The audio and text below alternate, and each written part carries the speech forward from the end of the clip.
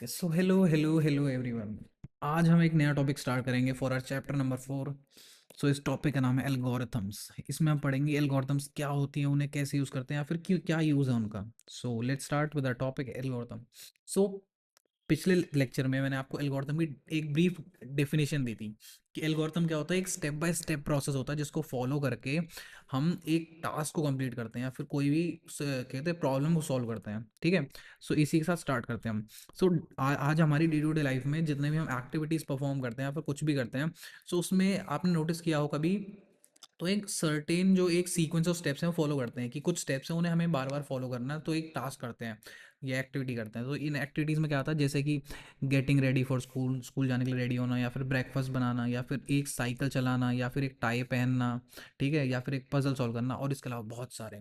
सो इन सारी एक्टिविटी को फॉलो कह रहे कंप्लीट करने के लिए हमें एक सीक्वेंस ऑफ स्टेप को फॉलो करना पड़ता है। सो उसमें से एक एग्जांपल है फॉर राइडिंग अ बाइक। हम एग्जांपल में स्टेप्स दिए हैं कि किन्हें हमें फॉलो करना होता है। ठीक है। तो सबसे पहले कि साइकिल में से स्टैंड हटाना होता है। ठीक है। We have to remove the stand from sorry we have to remove the bicycle from the stand. उसके बाद फिर सीट पे बैठो। फिर सीट पे बैठने के बाद फिर पेडलिंग स्टार्ट करो और ब्रेक्स अप्लाई करो जब भी नीडेड हो। ठीक है। जब भी हमें नीड हो ब्रेक्स अप्लाई करो। और रुकना होता है जब तक हम अपनी डेस्टिनेशन पे रीच कर जाएंगे। ठीक है। सो ये 5 स्टेप है, इनको फॉलो करने से हम एक एक्टिविटी को परफॉर्म कर रहे हैं। एक्टिविटी का नाम है राइडिंग अ बाईसाइकिल।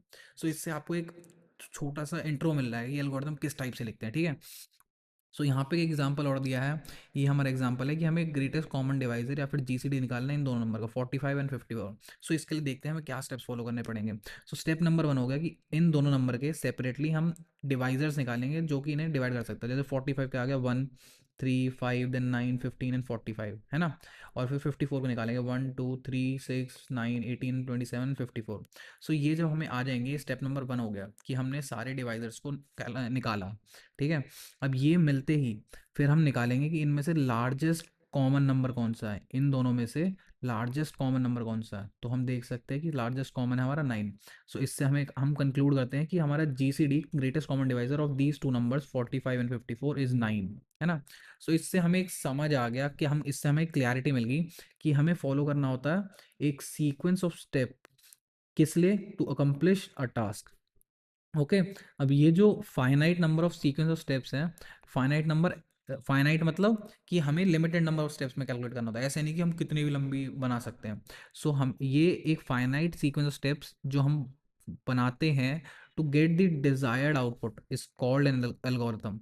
ये आपकी डेफिनेशन भी आ गई एल्गोरिथम की। ठीक है। सो ये इसकी वजह से, एल्गोरिथम बनाने की वजह से हमें एक डिजायर्ड रिजल्ट मिलता है in a finite amount of time. ठीक है। अगर करेक्टली फॉलो करें। सो एल्गोरिथम जो है एक बिगिनिंग दे देती है हमें, एक डेफिनेट बिगिनिंग दे देती है और एक डेफिनेट एंड दे देती है, और इसमें फाइनाइट नंबर ऑफ स्टेप्स होते हैं। सो अब हम समझते हैं कि हमें एल्गोरिथम्स की क्या नीड पड़ी, है ना।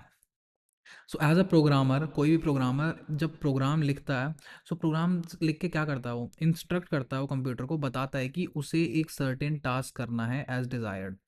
सो वो कंप्यूटर को एक स्टेप बाय स्टेप इन्फॉर्मेशन देता है जिससे कंप्यूटर फॉलो करके एक सर्टेन टास्क कंप्लीट कर सकता है एज डिज़ायर। ठीक है। सो कंप्यूटर उसके बाद फॉलो करता है इन स्टेप्स को जो कि प्रोग्राम कोड के अंदर लिखा होता है। ठीक है। उसके बाद क्या कहते हैं, मतलब इसी की वजह से प्रोग्रामर जो है पहले प्रिपेयर करता है एक रोड मैप प्रोग्राम का। एक्चुअल कोड लिखने से पहले, यहाँ हमारे कुछ कोड है, कोड लिखने से पहले प्रोग्राम एक रोड मैप बनाता है। इस रोड मैप को बोलते हैं हम एल्गोरिथम। बिफोर दिस एल्गोरिथम और अ रोड मैप इज प्रिपेयर्ड, जिससे क्या कहते हैं कोड लिखते समय क्लियरिटी होगी हमें क्या लिखना है। ठीक है। और विदाउट द रोड मैप, अगर रोड मैप नहीं बनाएगा तो प्रोग्रामर शायद क्लियरली जो है विजुअलाइज ना कर सके इंस्ट्रक्शन, उसे डायरेक्ट शायद ढंग से उसे ना आइडिया लगे कि क्या लिखना है उसे, जिसकी वजह से एक प्रोग्राम वो डेवलप तो कर देगा बट मे बी उसका जो काम है वो एज एक्सपेक्टेशन ढंग से ना करे। सो इसीलिए ये जो रोड मैप है ये कुछ भी नहीं है बट एल्गोरिथम है, जो कि एक बिल्डिंग ब्लॉक की तरह काम करता है एक कंप्यूटर प्रोग्राम के। जैसे कि एग्जांपल हो गया, यहाँ पे एग्जांपल दिया है, अगर हम सर्च इंजन से सर्च करते हैं कुछ भी, ठीक है, या फिर कुछ मैसेज सेंड करते हैं, या फिर एक डॉक्यूमेंट में से एक वर्ड को ढूंढते हैं, या फिर एक टैक्सी बुक करते हैं थ्रू एन ऐप, या फिर ऑनलाइन बैंकिंग करते हैं, या फिर कंप्यूटर गेम्स खेलते हैं। ये सारे के सारे जितने भी काम हैं ये बेस्ड हैं एल्गोरिथम के, एक एल्गोरिथम फॉलो करी जाती है। इसीलिए एक एल्गोरिथम जो है मोस्टली कंसीडर करी जाती है as a first step to programming. So to be a good programmer सबसे पहला स्टेप आपको कंप्लीट करना होता है कि एल्गोरिथम लिखी जा सके। ओके, सो जैसे ही हमारे पास एक एल्गोरिथम आ जाती है उसके बाद हम लिख सकते हैं कंप्यूटर प्रोग्राम को, जिससे हम इंस्ट्रक्शन दे सकते हैं कंप्यूटर को इन high level language. Okay, high level language मतलब जो ईजियर लैंग्वेज होती है फॉर ह्यूमन अंडरस्टैंडिंग, उन लैंग्वेज में लिखा जाता है। सो जैसे ही हम एल्गोरिथम लिख देंगे, एल्गोरिथम हमारी कंप्लीट हो जाएगी, उसके बाद हम कंप्यूटर प्रोग्राम लिख सकते हैं। आप कंप्यूटर प्रोग्राम लिख सकते हैं जिसके अंदर हम इंस्ट्रक्शंस देंगे, instructions based on the algorithm कि इस टाइप से हमने एल्गोरिथम लिखी, और ये सारा काम होगा हमारा HLL में, ये जो कंप्यूटर प्रोग्राम का होगा हाई लेवल लैंग्वेज में। सो ये एक तरीके से फॉलो करते हैं हम to write a program. Okay, so अब इससे क्या होता है कि जो पर्पज़ होता है हमारा एल्गोरिथम यूज़ करने का, वो इसलिए होता है कि हम इंक्रीज़ कर सकें रिलायबिलिटी, कि हम कुछ ढंग का लिख सकें और एक्यूरेसी और एफिशिएंसी इंक्रीज़ कर सकें। ठीक है, अब कुछ यहाँ पे पॉइंट्स दिए एक एल्गोरिथम के बारे में कि अच्छी एल्गोरिथम क्या होती है।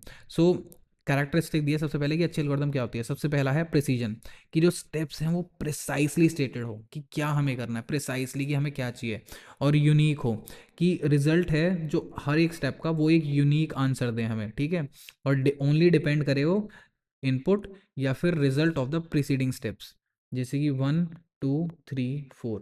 लेट सपोज कि ये प्रिसाइज हमने स्टेप्स लेके हैं। अब जैसे समझ लो हम स्टेप नंबर 3 पे हैं, सो ये या तो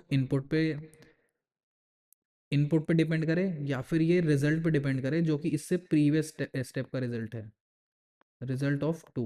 ठीक है, इससे डिफाइन कर सकते हैं हम एक अच्छी एल्गोरिथम। तीसरा पॉइंट है फाइनाइटनेस। अब आप देख रहे होंगे कि ये एक एग्जांपल जो मैंने दिया है एक तरीके से प्रॉपरली मैं एल्गोरिथम लिख रहा हूँ, बस एक एग्जांपल दे रहा हूँ। इस एल्गोरिथम में 4 स्टेप्स हैं।